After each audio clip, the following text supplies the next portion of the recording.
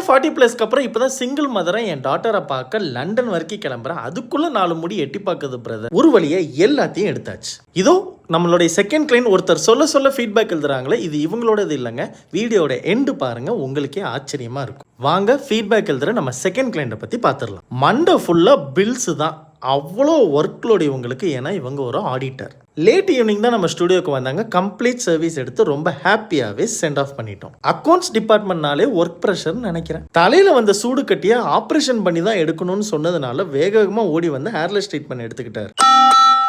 D நகர்ல இருந்து கொளுத்துற வெயில நம்ம ஸ்டுடியோக்கு ரொம்ப கஷ்டப்பட்டு வந்தாங்க. ஹேர் ஸ்ட்ரென்தனிங் ட்ரீட்மெண்ட் எடுத்தாச்சு. இருங்க போயிடாதீங்க, அந்த ஃபைனலான ஃபீட்பேக்கை படிக்கலையே, இதோ உங்களுக்காக.